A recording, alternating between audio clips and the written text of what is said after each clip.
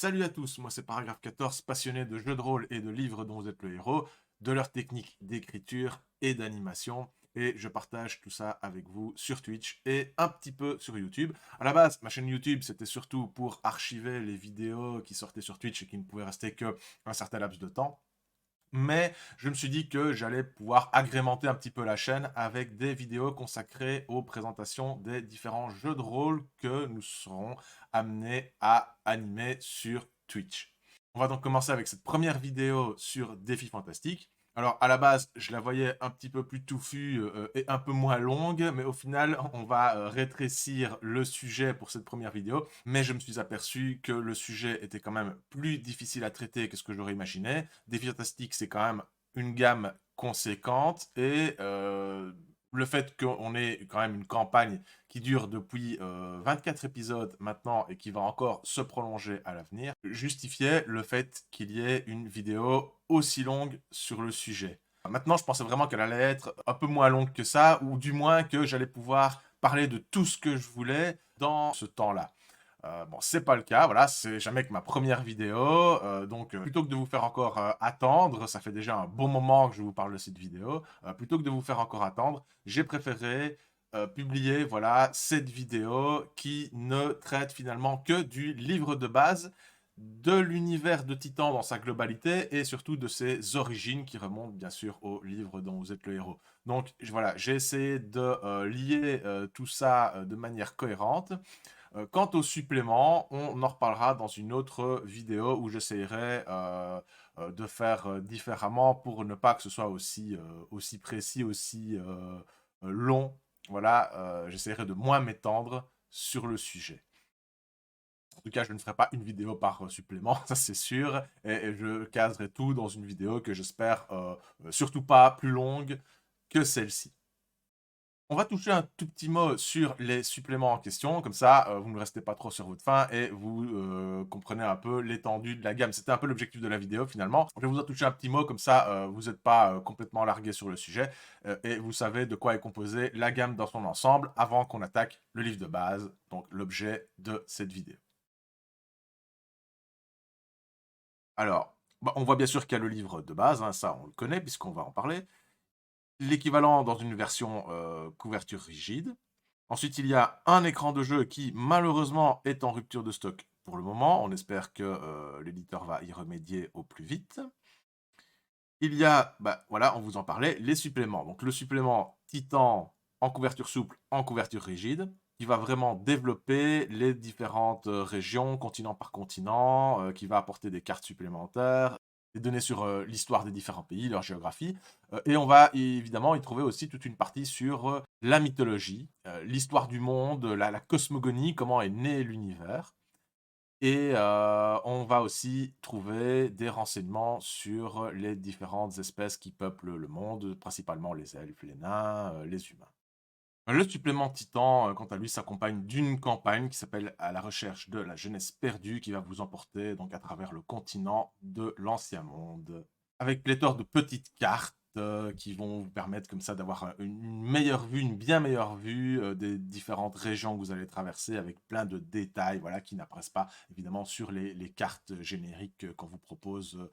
D'ailleurs, en supplément, avec ce numéro, fourni dans un fascicule. Voilà, il y a des splendides cartes couleurs, et ça, on va pouvoir les apercevoir au cours de cette vidéo. On a aussi un bestiaire, donc également en couverture souple, en couverture rigide. Un bestiaire qui s'appelle Créature de Titan et qui est la traduction donc, du bestiaire numéro 1 de la gamme anglaise, car il y en a un deuxième qui, quant à lui, n'a pas encore été traduit. Là, on va retrouver les créatures principales, les créatures phares de l'univers des fantastiques, hein, les ogres, les trolls, les dragons, toutes sortes de choses. Le bestiaire est hyper bien fourni et il s'accompagne d'un bon nombre d'annexes que j'ai pour la plupart écrit moi-même. Voilà, comme ça, vous apprenez aussi à me connaître un peu mieux en tant que Paragraphe 14. Paragraphe 14, c'est pas que le streamer du mercredi qui fait du jeu de rôle, c'est aussi l'auteur de jeux de rôle, l'auteur, traducteur, correcteur. Et ici, bah, j'étais assez fier d'avoir voilà, contribué à ce tome conséquent de la collection. Ce contenu additionnel propose toutes sortes de choses comme de nouveaux items, de nouvelles pièces d'armure, des nouveaux ingrédients, des choses voilà, qui sont toujours liées à l'univers des créatures qu'on présente dans le bestiaire. Voilà. Il y a aussi une petite partie développement de règles, précision sur les règles, notamment sur les souffles des dragons, tout ça. Il y a également l'apparition de la nouvelle caractéristique peur, ça c'est pas de moi, mais voilà, on l'utilise aussi dans la campagne le mercredi, vous le savez, hein, les personnages ont l'habilité, l'endurance, la chance et la peur. Et voilà, la peur, bon, c'était une apparition du contenu exclusivité française du bestiaire. Alors qu'est-ce qu'on a d'autre? On a aussi voilà, Les Périls dans les contrées de Titan, c'est le dernier tome paru, c'est en fait une compilation de scénarios. Bien sûr, bien sûr, on trouve aussi, j'ai failli l'oublier, celle-là, on trouve aussi Maudit Trésor, la campagne de votre serviteur. Maudit Trésor est une campagne épique pour Défi Fantastique, le jeu de rôle. Les joueurs y incarnent des pirates à la personnalité bien trempée, sous la houlette du distingué capitaine Galant, poursuivant la maudite Kyrielle, partie voilà plusieurs semaines avec la moitié de l'équipage et le trésor. Ils traverseront l'océan des serpents et l'océan noir jusqu'au présumé repère des mutins, une île perdue au sombre et sanglant passé. La campagne évolue en deux parties. Pour commencer, des journées d'intrigue à bord d'un navire où les joueurs apprennent à connaître leurs personnages et leurs relations au sein de l'équipage. Escale marchande, espionnage, combat naval, abordage monstres marins et règlement de compte résument cette première partie. Au fur et à mesure, ils découvrent qu'un trésor peut en cacher un autre. La seconde partie creuse la question, à moins qu'il ne s'agisse de leur tombe. Ils explorent un environnement inconnu, archaïque et hostile, en proie aux brumes de son histoire. Menace séculaire d'un chaos toujours plus palpable, guerre entre les hommes des bois et les hommes lézards. Auront-ils la chance de contempler des merveilles telles que la cascade d'argent, les ruines d'ocre de soleil rouge ou l'envol des guerriers Ptérosis à dos de ptérosaures? Maudit Trésor se savoure sur le long terme, l'intrigue se complexifie et se diversifie au fil des séances, le meneur de jeu y trouvera des règles pour gérer le combat naval, la nécromancie et une multitude de nouveaux objets magiques, artefacts et cultes chamaniques. L'aventure est fournie clé en main, de nombreux résumés rendent le livre autonome, moyennant l'usage du livre de base, et les références abondent, dévoilant pas à pas la richesse de Défis Fantastiques, le jeu de rôle. Voilà, désolé pour ce petit focus, mais comme c'était mon petit bébé, voilà, je voulais vous en faire profiter. Et pour finir, sur la boutique de Scriptarium, on trouve encore la petite figurine de Yastromo, voilà, 35 mm en résine, et les PDF des différents tomes mentionnés. Malheureusement, voilà, il y a des éléments de la collection qui ne sont plus disponibles, comme le jeu de cartes que je vous présente d'ailleurs dans la vidéo, et le supplément qui servait au combat avec des petits plans en carton, avec des petites figurines à placer. Enfin bon, voilà. Euh, Moi, perso, je suis pas fan de ce genre de gadget, mais donc je ne l'ai pas dans ma collection, je ne saurais pas vous le montrer. Mais voilà, je sais qu'il a existé et je sais qu'il n'est plus au catalogue. Voilà donc pour cette petite introduction improvisée. Vous m'excuserez la mauvaise facture que peut avoir certains passages de la vidéo. C'est jamais que ma première, donc j'espère que vous serez bienveillant à mon égard. Elle n'est pas trop mal foutue, hein, mais bon, voilà, c'est ma première et je suis conscient qu'il y a sans doute des défauts. Mais je compte sur vous pour me les remonter, faire vos commentaires en bien ou en mal, là où vous savez.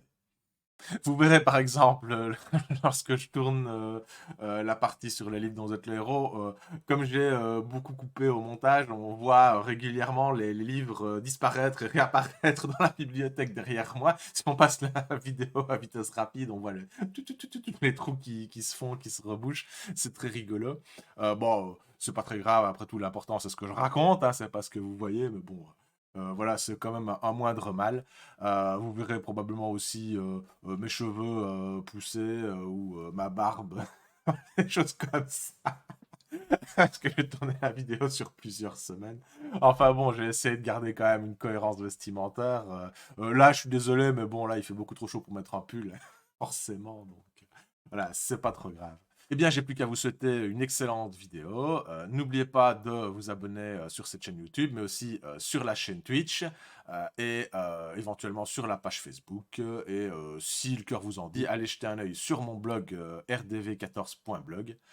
Vous y trouverez des articles, des réflexions sur le jeu de rôle, les livres dont vous êtes les héros, tout ça. Tout ce dont j'aime parler aussi sur ma chaîne Twitch de temps à autre. Maintenant, vous commencez à me connaître. Le jeu de rôle Défi Fantastique se déroule dans un univers bien précis qui est le monde de Titan, dont on trouve la carte dans le livre de base. Et je vous la présente ici. Sur Titan se trouvent 3 continents. Alantia, l'Ancien Monde et Kul. Alors, Alantia, c'est là que tout a commencé. C'est un peu le berceau de l'univers. C'est là où les créateurs originaux, Steve Jackson et Ian Livingstone, ont commencé à élaborer les premières aventures des livres dont vous êtes le héros. Comme celle du sorcier de la montagne de feu, mais on y reviendra. L'Alantia, c'est un peu le carrefour des civilisations. Là, on va rencontrer les elfes dans leur forêt, les hommes lézards dans leur marais, les hommes serpents dans le désert, etc. etc. L'Alantia est aussi, d'un point de vue narratif, le point de vue principal à partir duquel va s'articuler la description générale de l'univers. On dit d'ailleurs des marins d'Alantia qu'ils ont un jour traversé les océans vers l'est et ainsi découvert un nouveau continent qu'ils ont appelé l'Ancien Monde, pensant qu'il s'agissait d'une civilisation antérieure à la leur. Celle-ci se présente d'ailleurs comme à l'origine de la sorcellerie. Enfin, au sud, le continent de Kul, lui, est décrit comme une vaste terre où sointe le chaos de manière permanente et où il ne fait pas bon vivre. L'histoire nous apprend qu'autrefois, ces 3 continents n'en formaient en fait qu'un seul, le continent d'Iritaria, jusqu'à ce que les dieux décident de punir le royaume d'Atlantis et son tyran Paramos 23e du nom de ces exactions innommables dont finalement on ne sait pas grand-chose. Parlant des divinités, sachez que le nom de Titan est aussi celui du dieu primordial que l'on représente comme un athlète portant la glaise avec laquelle il va façonner le monde en la partageant aux divinités principales. Ainsi, Idana va pouvoir créer les océans, Troph va pouvoir créer la terre, Galana va y faire pousser des arbres et va y faire gambader des elfes. Ainsi, comme dans toute bonne mythologie, le monde de Titan n'est pas en reste de cosmogonie. Comme je vous l'ai laissé sous-entendre, le monde de Titan, c'est bien plus qu'un décor de jeu de rôle. C'est aussi une vaste Madeleine de Proust qui va me permettre de revivre les aventures de mon enfance, celles des livres dont vous êtes les héros. Je vous propose de faire un petit tour. Allez, on repart en Alantia, où l'on trouve, parmi d'autres, la montagne de feu et son sorcier, la cité des voleurs, l'île du roi lézard, la forêt des ombres du siège de Sardat, et le désert des crânes de la malédiction de la momie. On continue dans l'Ancien Monde, où se trouve Carré, la cité des pièges, le royaume d'Ocre-Pierre du sépulcre des ombres, ainsi que la Mauristasie, où se situe le château noir du vampire. Et enfin, on termine sur le continent de Kul, là où se trouve l'archipel de la Flèche et le repère des morts-vivants, ainsi que, pour terminer, le marais aux scorpions.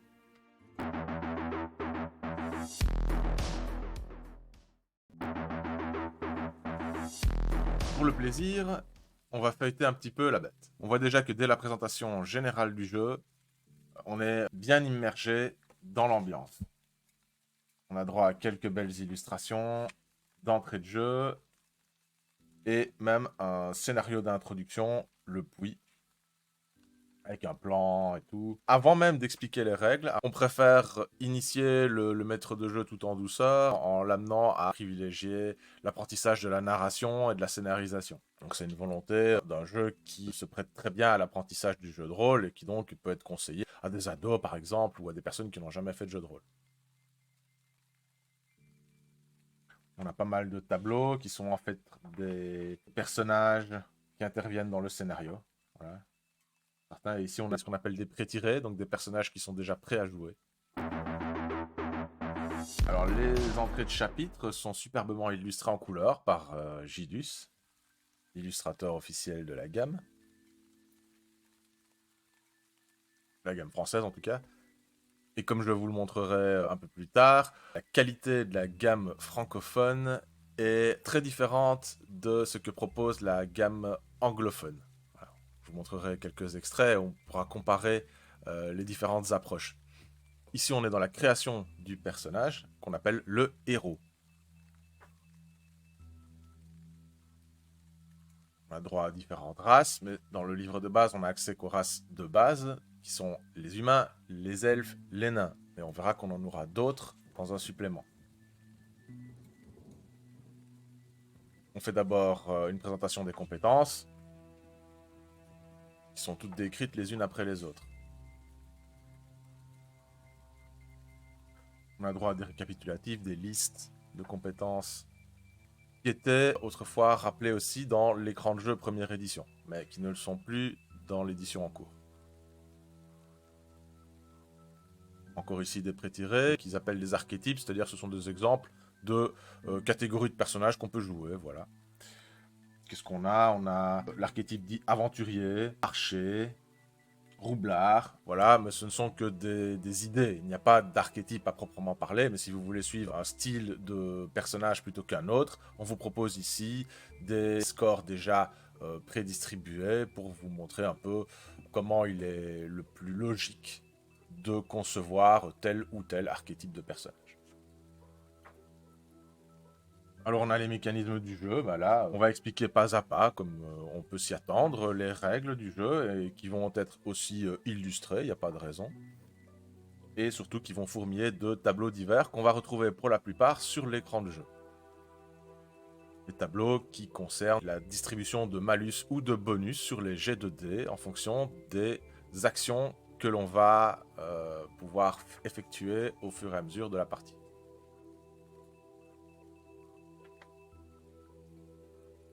Alors, on a un petit chapitre sur ce qu'on appelle les dangers et obstacles. Voilà, ce sont des indications pour le maître de jeu afin de tendre des pièges à ses joueurs.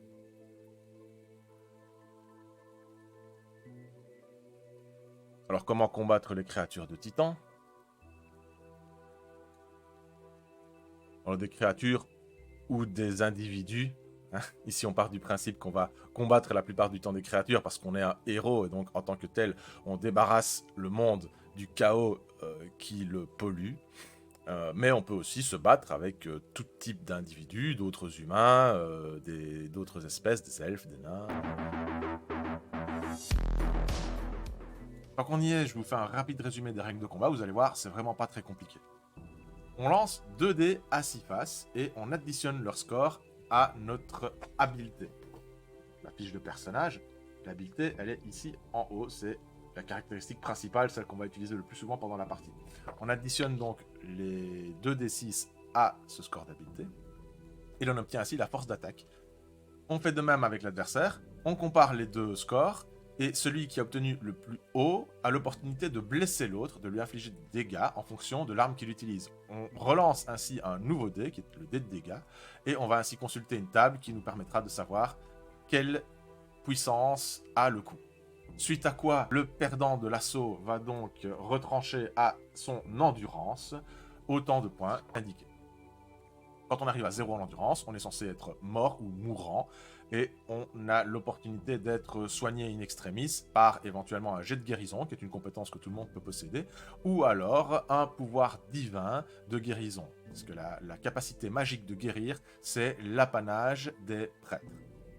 Éventuellement, il y a une formule de sorcellerie qui permet de ressusciter, mais c'est à peu près tout ce qu'on trouve dans ce registre à l'extérieur de la prêtrise.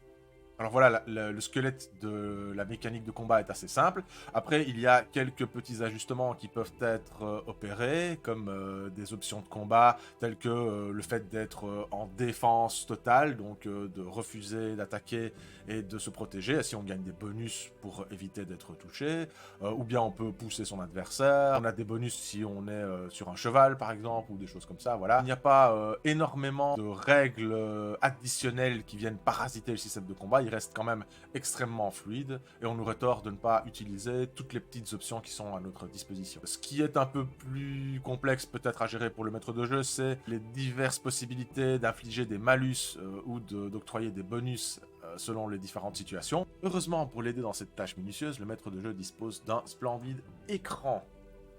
Sur le volet central, il trouvera toute une série de tables liées au combat, qui sont les tables qu'on trouve dans le livre, mais qui sont ici résumées et mises en valeur par un code couleur. On a le mauve pour tout ce qui est modificateur bonus-malus aux situations de combat, et on a le rouge pour tout ce qui est caractéristique des armes et des armures.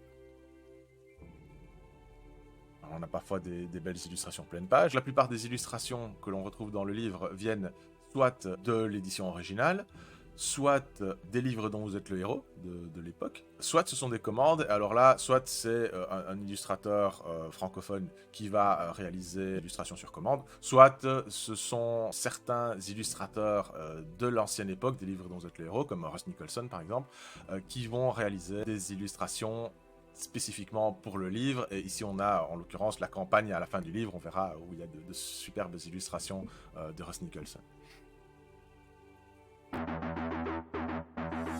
C'est ma préférée, celle-ci.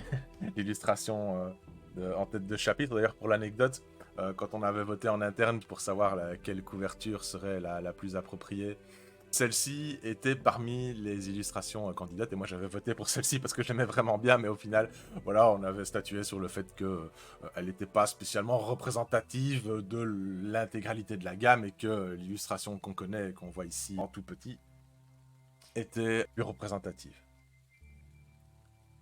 Alors la magie, voilà, le chapitre sur la magie, c'est un chapitre que j'aime beaucoup et qui a été pas mal restructuré par rapport à ce que la version originale propose. Alors la magie dans Défi Fantastique, elle est plus intéressante qu'il n'y paraît pour un jeu de fantasy de cet acabit. Je vous présente un peu les choses de manière générale. On a plusieurs types de magie, dont des magies qui conviennent mieux à un style de magie innée, on va dire, de magie plus intuitive, et des styles de magie qui conviennent mieux à de l'apprentissage. Ensuite, on a une catégorie de magie un peu différente qui est plus apparentée à la foi. Alors voilà, tout simplement, on a la magie mineure qui propose des sorts sympas comme un sort pour se sécher quand on est trempé, un sort pour infliger une très légère brûlure, pour picoter, voilà, des sorts un petit peu passe-partout qui peuvent donner un peu de relief au personnage, même si ce n'est pas un grand magicien.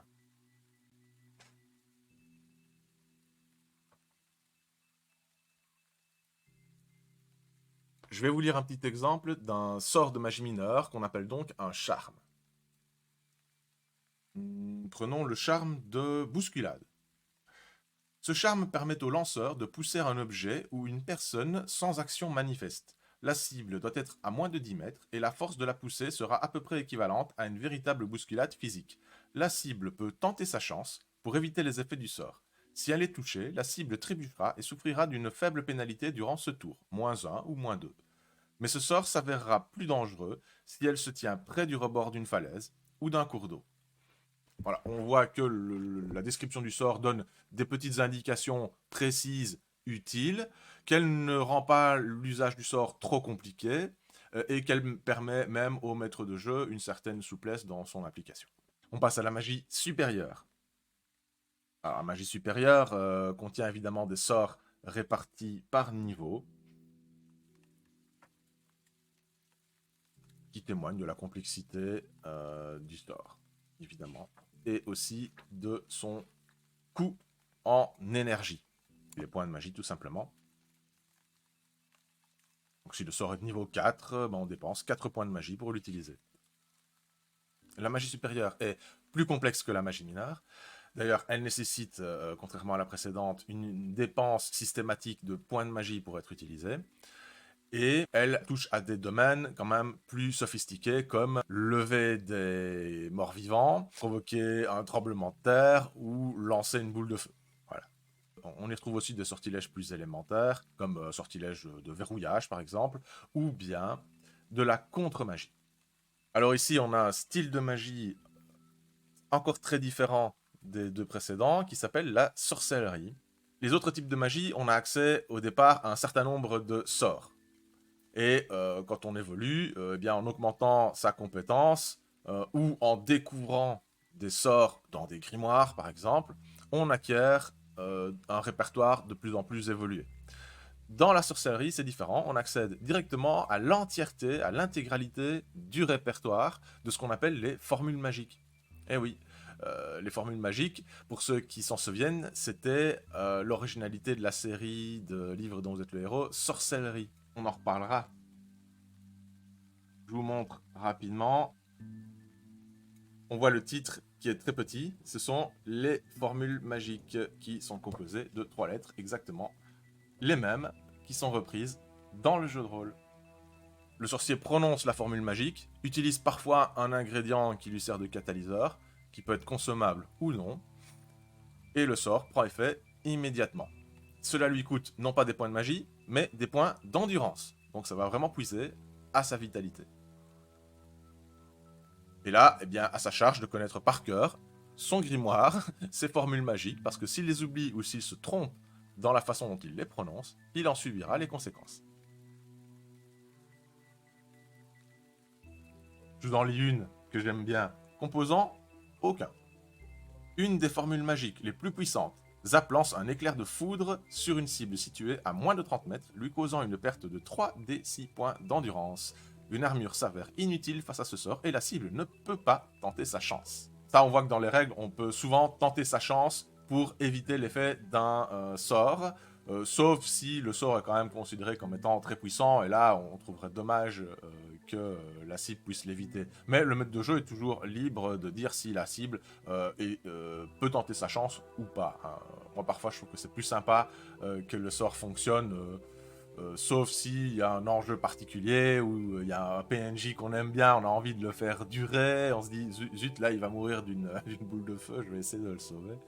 Et vous vous demandez ce que je tiens entre les mains sont des cartes issues de ce paquet. Il est déjà en piteux état, mon paquet, il a vécu. Hein. Des cartes qui sont en fait l'intégralité des sorts proposés dans le livre de base et dans le supplément Titan, puisqu'on avait rajouté quelques sorts d'une magie un peu particulière qui est la magie divinatoire, qui est apparentée à la magie supérieure. Je vous en montre quelques-unes.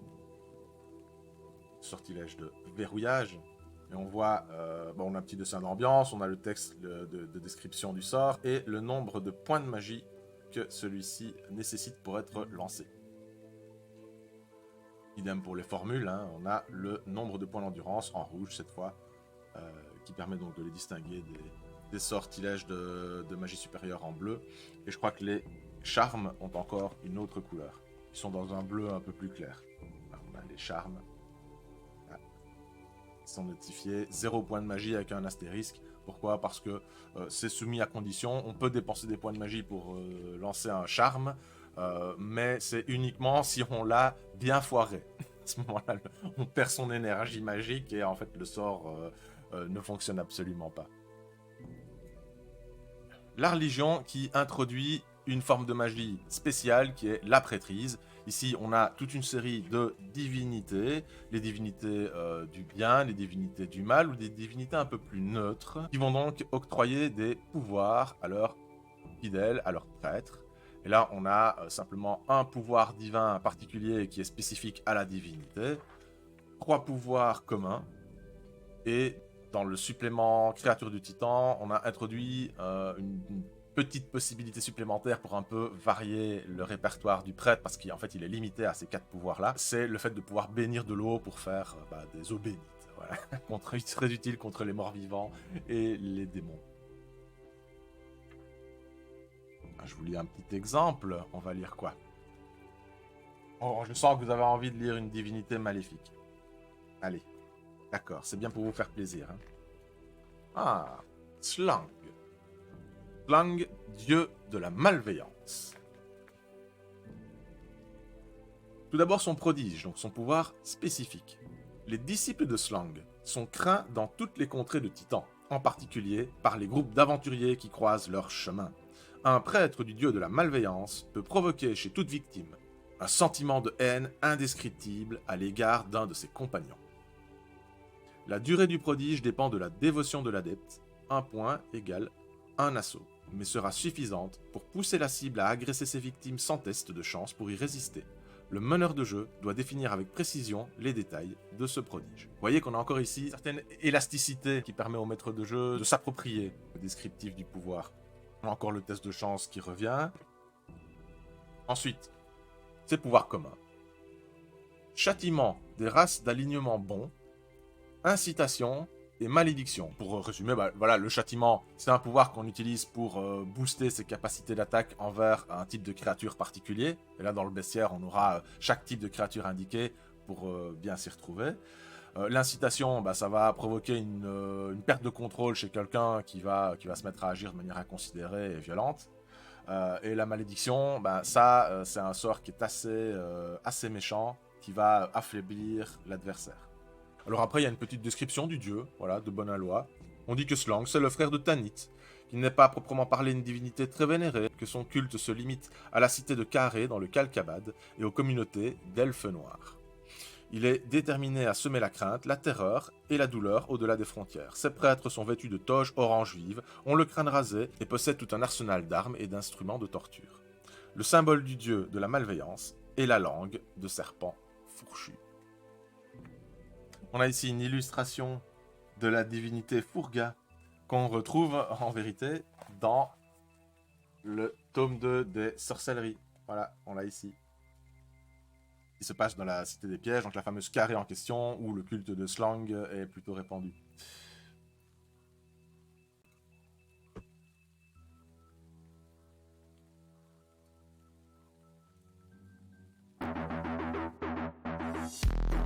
Chapitre 3, le monde. Voilà, on va vraiment survoler. C'est un atlas très léger, où on va expliquer le monde un peu globalement, et avec un petit focus sur le continent d'Alancia, ainsi qu'une carte détaillée. On a la carte du monde, hein, aussi, que vous connaissez bien maintenant parce qu'elle apparaît plusieurs fois dans la vidéo. Toute une série d'informations sur l'histoire, la géographie, les peuples. La carte d'Alancia, qui, attention, n'est pas reprise dans le supplément Titan, qui détaille vraiment l'ensemble du monde, son histoire, sa mythologie, sa géographie, tout ça, et qui va vraiment beaucoup plus en profondeur sur le sujet.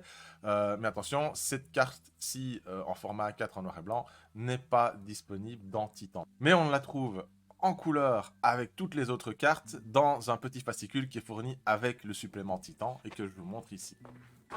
Une magnifique carte couleur.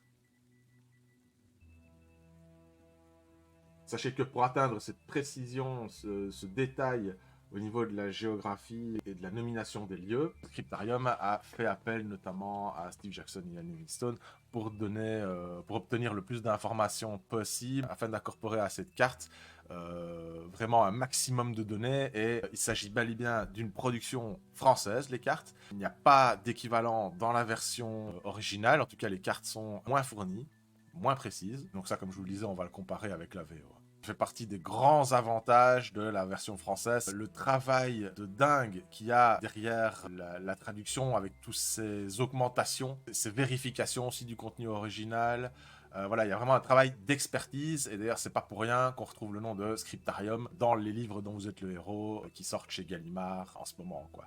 Avec la mention Scriptarium a revérifié le contenu.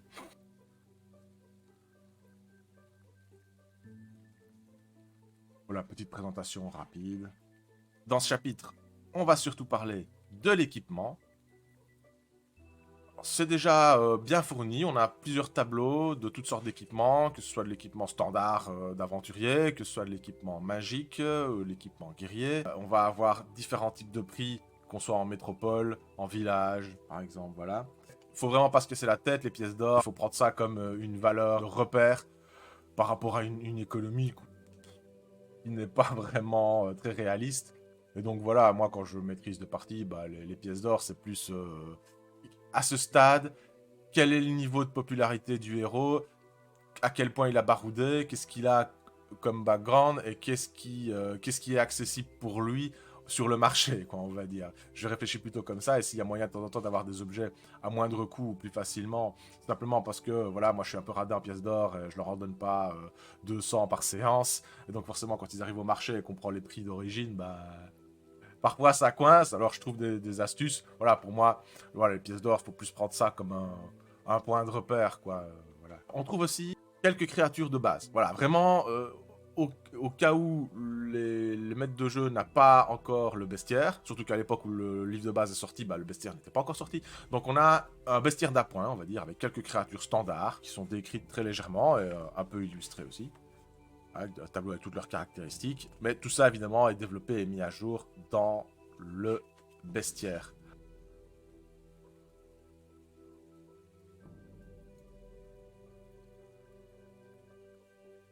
On va aussi traiter des objets magiques, comme les artefacts par exemple, qui sont des objets très puissants.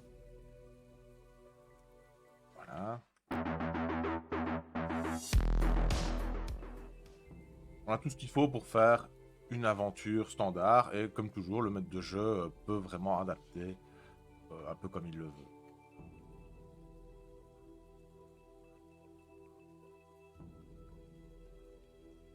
Ici encore de belles illustrations. Hein. On a aussi des indications pour le maître de jeu, pour savoir comment fabriquer un scénario. Voilà.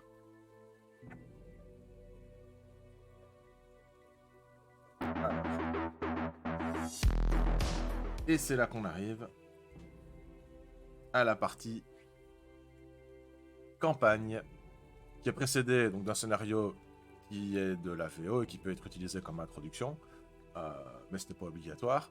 Et donc voilà, la campagne, le tambour de Gondry, écrite par Florent Haro. Et comme je vous avais promis ici, une splendide illustration, voilà, de Ross Nicholson, spécialement pour la campagne, mais il y en a d'autres. Alors voilà, c'est une campagne qui va vous mener à explorer un peu le continent d'Alancia.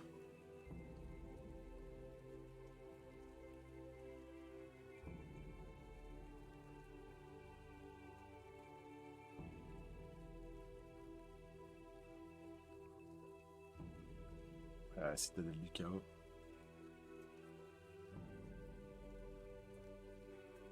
Il y a un air de famille.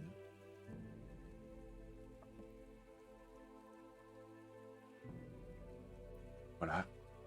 Je vais pas tout vous montrer au risque de spoiler quelque chose, hein, évidemment. Et voilà, c'est une longue campagne, spécifique à la version française. On voit qu'elle est fortement documentée. Elle regorge de cartes. On aime bien faire ça dans les campagnes. Ce sera le cas aussi de la campagne qui est avec le supplément Titan.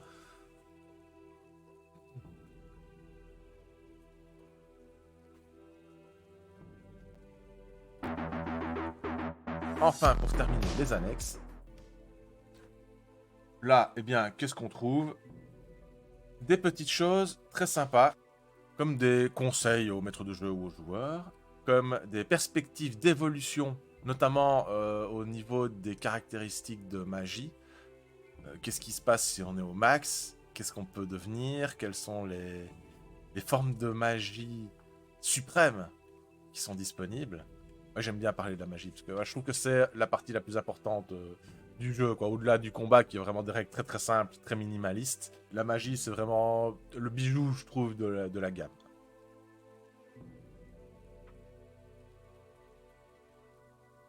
Voilà, on parle de tests alternatifs aussi, voilà, pour les actions classiques. Voilà. Et enfin, de volume, on trouvera un récapitulatif des tableaux, une fiche de personnage et un superbe index. Alors ça, les index, j'en sais quelque chose, parce que dans les tomes suivants, c'est moi qui m'y étais collé. L'index de Titan, l'index de créature de Titan, c'était pas de la blague. Je vous avais dit qu'on ferait une petite comparaison entre la VO et la VF. Je vous propose de regarder ça maintenant. Je vous propose une petite sélection de pages, et ainsi vous pourrez comparer et juger par vous-même de la différence. On a ici un extrait du scénario Le Puits. En haut dans la miniature, dans la VF, et en bas, dans la VO. Deuxième extrait, la carte de Titan. Vous vous rappelez? À quoi elle ressemblait. Je vous disais que ça avait été retravaillé, c'était pas pour rire. Dernier extrait. Première page du scénario, le repère d'Akbar. Et voilà.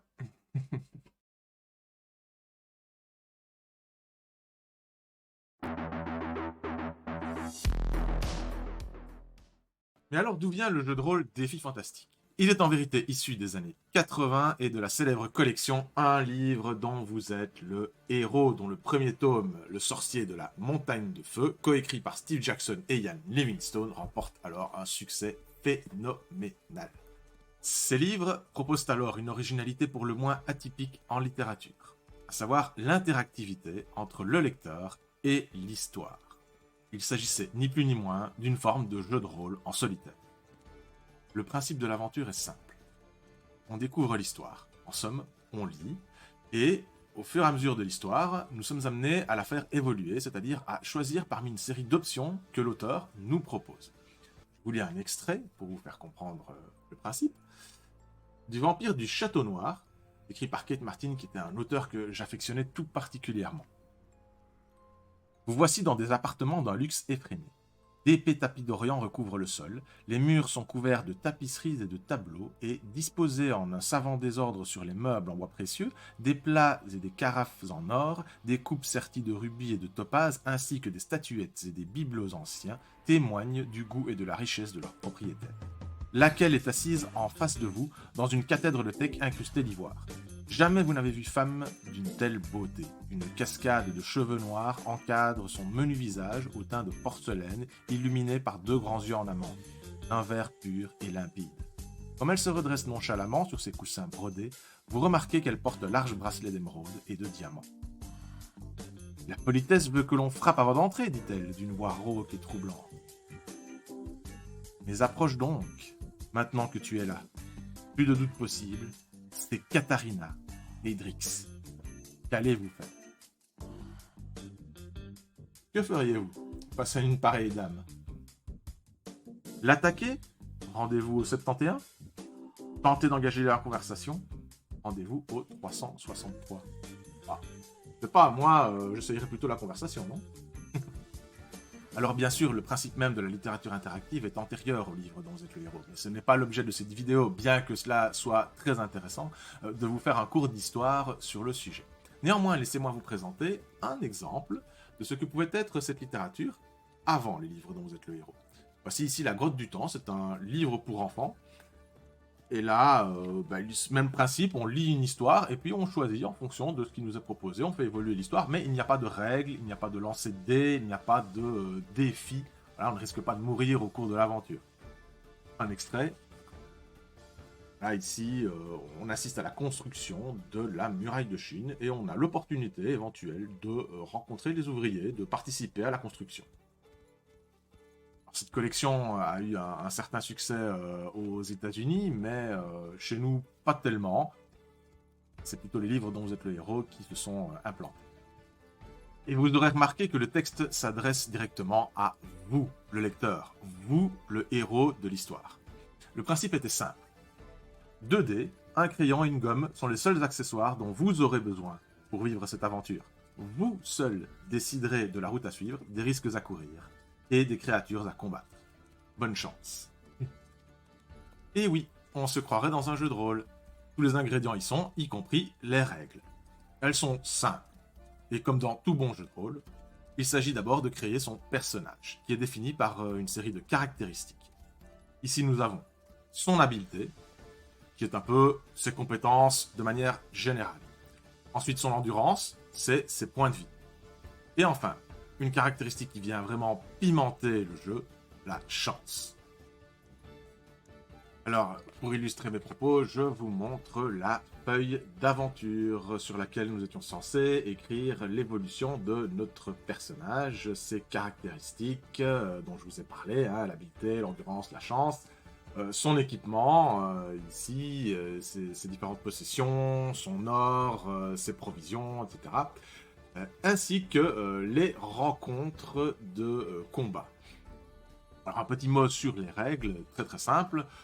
On lançait 2 dés à 6 faces, on ajoutait leur score au niveau d'habileté du personnage. On comparait de la même manière avec l'adversaire, on lançait 2 dés, on ajoutait à son score d'habileté. On comparait les 2 totaux et le plus haut des 2 remportait l'assaut, infligeait des dégâts à l'autre qui perdait des points d'endurance et ainsi de suite jusqu'à la mort d'un des 2 combattants. Alors, ce que je vous ai montré là, c'était une version idyllique, bien entendu, de la feuille d'aventure. Je vous en montre une telle qu'elle est réellement, c'est-à-dire absolument cochonnée avec du stylo, du crayon, épouvantable. Voilà, évidemment, quand on est jeune, on fait plein de bêtises, on ne prend pas soin de ses livres et 20 ans plus tard, on le regrette. Et alors, au fil des parutions, les différents auteurs voudront personnaliser le système par de petits ajustements qui permettront de donner du relief au personnage et d'agrémenter un peu le gameplay, ce qui va préparer à la richesse du jeu de rôle Défis Fantastiques. On aura par exemple, dès le tome 2, l'aptitude à la magie. On aura aussi dans le manoir de l'enfer, là où les créatures sont tellement horribles et les scènes d'épouvante insupportables, une caractéristique qui permettra au héros d'y faire face, c'est la peur. Enfin, on peut aussi citer l'exemple de la malédiction de la momie, où le héros doit pouvoir résister au poison. Pour clôturer cette parenthèse, on va évoquer l'évolution du background. Car effectivement, il n'y a pas que les règles qui évoluent petit à petit, les éléments constitutifs de l'univers, l'histoire, la géographie, les monstres, les peuples, tout cela évolue au fur et à mesure des publications. Et quoi de plus brillant pour illustrer cela que la série Sorcellerie, qui est en fait la petite sœur de Défis Fantastiques. Écrite par Steve Jackson, du tome 1 au tome 4, ça c'est la nouvelle édition. Cette série se place plus spécifiquement dans l'ancien monde, là où se trouvent en fait les fondements historiques de la magie, la sorcellerie. Et d'ailleurs, le personnage que l'on incarne dans cette série, on peut choisir d'être soit un guerrier, alors bonne chance pour l'aventure, soit un sorcier. Mais alors, on est censé apprendre par cœur toute une série de formules magiques qui vont être utilisées au cours de l'aventure. Et si jamais on se trompe ou si on a oublié les lettres qui constituent la formule, on risque de subir des conséquences fâcheuses. Alors pour le plaisir, je vous montre les tomes de ma collection. Les tomes d'époque. Le tome 1, les collines maléfiques. La cité des pièges. Les 7 serpents. Et enfin, la couronne des rois, qui était assez conséquent. Vous voyez, il fait le double des autres volumes. Pour répondre à la question que certains d'entre vous se posent, oui, ces livres existent toujours.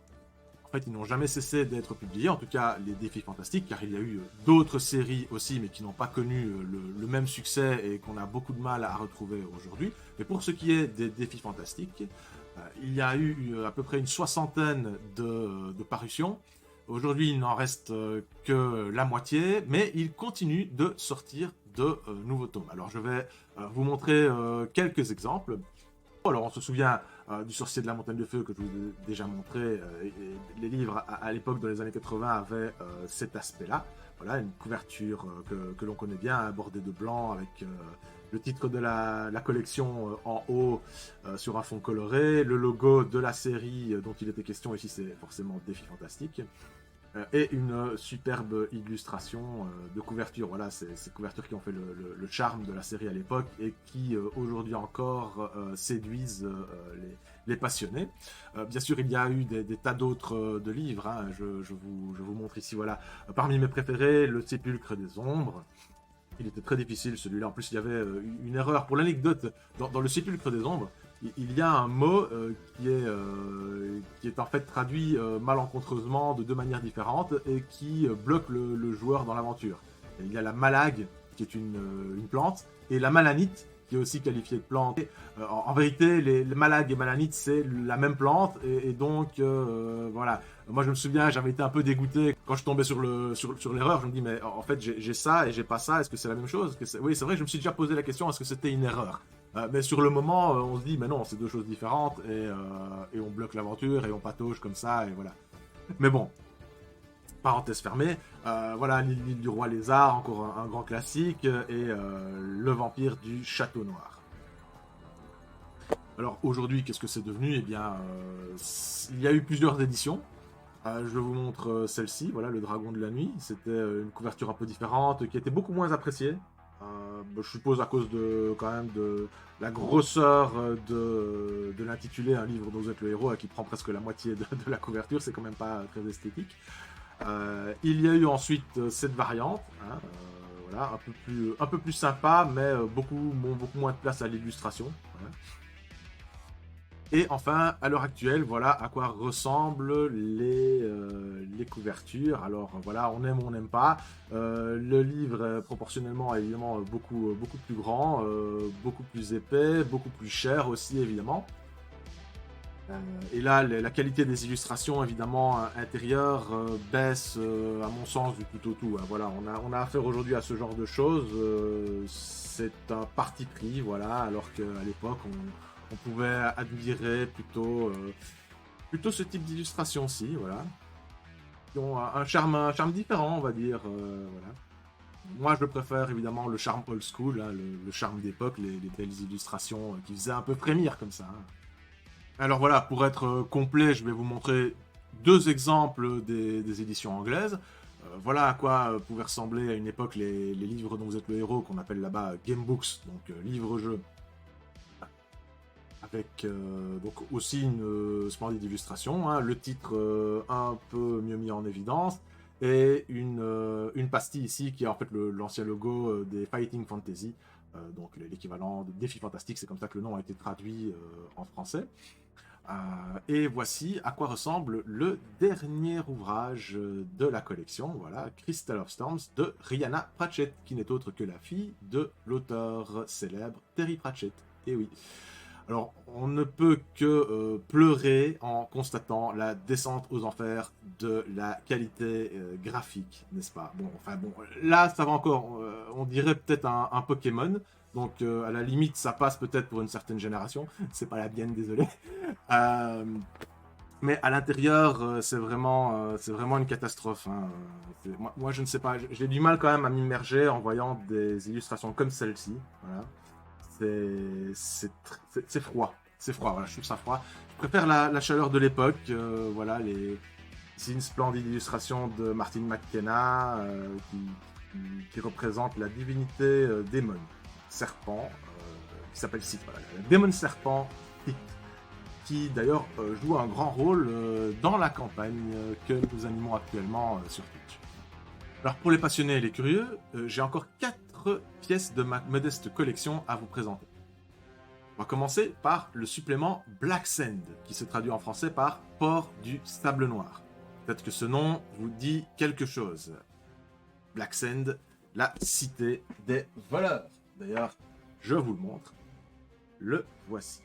Et oui, voilà, la cité des voleurs se déroulait donc dans le port du Sable Noir, qui est habité par des criminels en tout genre, assassins, voleurs et créatures maléfiques de tout poil. Alors, Black Sand, c'est un supplément avant tout de contexte, où on va apprendre l'histoire du port, sa géographie et surtout sa configuration urbaine. On va vraiment pouvoir bénéficier de cartes de la ville, quartier par quartier. Voilà, on a le plan complet ici, le plan complet de Port du Sable Noir, et ce plan va être ensuite détaillé, voilà, quartier après quartier. Pour un maître de jeu, évidemment, c'est du pain béni. C'est déjà un supplément assez, finalement assez sophistiqué en termes de background pour l'époque. Alors, je vous présente aussi un roman. Il y en a eu 3. J'ai jamais lu. Je ne sais pas trop ce que ça vaut. Je n'ai que celui-là malheureusement et ça n'a jamais été traduit en français. Alors la 3e pièce, la voici. Les 12 secrets du sorcier. Toujours chez Gallimard, on reconnaît ici la petite bande caractéristique, une aventure dont vous êtes le héros, et non pas un livre dont vous êtes le héros, car il ne s'agit pas d'un livre-jeu au sens où on l'entend ici, mais plutôt d'un carnet d'énigmes qui nous promène dans les légendes et l'histoire du royaume de Galantaria. Cela fourmille d'informations assez intéressantes, divertissantes, d'ailleurs ça peut être utilisé comme un supplément du jeu de rôle en vérité.